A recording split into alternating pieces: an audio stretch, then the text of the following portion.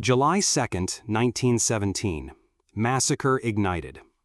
The East St. Louis race riot of 1917 represented a critical turning point in American history. It unfolded against a backdrop of rapid industrial growth and the Great Migration. African Americans migrated from the South to East St. Louis between 1916 and 1917 in search of industrial employment.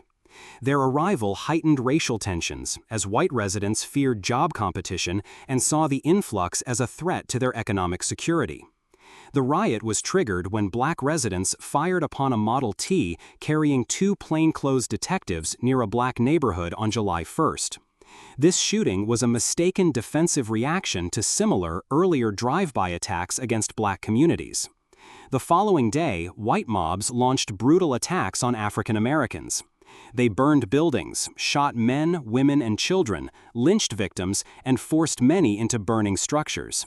Official reports cited 39 black deaths and 9 white deaths, while some historians estimate the black death toll reached between 100 and 200. The riot's magnitude stemmed from economic, political, and cultural causes.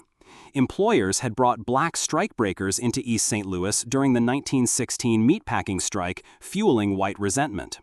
Local political leaders feared that black voters would shift power toward Republicans, which sparked efforts to restrict black migration.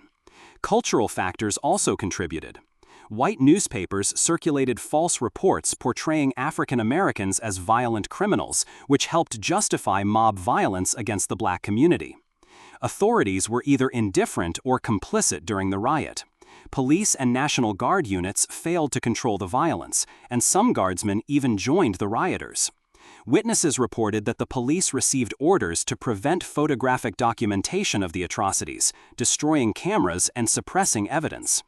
By July 3rd, the National Guard was finally deployed in greater strength, but not before hundreds of African Americans fled across the Eads Bridge to safety in St. Louis. The riot caused extensive destruction. White mobs burned 244 to 300 buildings, including homes, churches, businesses, and warehouses. Estimated property damages reached around $400,000 in 1917 dollars. More than 6,000 black residents, over half of East St. Louis's black population, fled their homes. Black school enrollment dropped by 35% in the wake of the violence. The riot triggered a nationwide outcry and a congressional investigation. The NAAP organized the Silent Protest Parade in New York City on July 28, 1917. About 10,000 African Americans marched in silence down Fifth Avenue, carrying signs condemning the East St. Louis massacre. This demonstration marked one of the first large-scale national civil rights protests in the United States. W.E.B. Du Bois and Marcus Garvey responded publicly to the events. Du Bois authored a graphic account in The Crisis, depicting the riots as a massacre where men, women, and children were burned, lynched, and beaten. Marcus Garvey called the violence proof that the United States could not claim moral authority during World War I while allowing the atrocities to occur at home. The East St. Louis riot was a prelude to the Red Summer of 1919, when racial violence spread to other cities across the nation. It highlighted the intersection of race, labor, and American democracy during a time of national crisis. It also fueled black radicalism, inspiring greater political activism and demands for federal protection of black lives. This event is historically significant as it exposed the limits of local law enforcement, the role of federal government in investigating civil disorders, and the power of collective protest. The congressional inquiry led to testimonies that drove early anti-lynching efforts. Its memory informed later civil rights strategies. The Silent Parade foreshadowed the civil rights marches of the 1950s and 1960s by using public demonstration to demand federal action.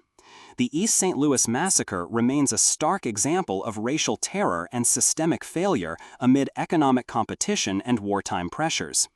It is a major event in American memory that expanded the national conversation about race and justice and helped launch the modern civil rights movement.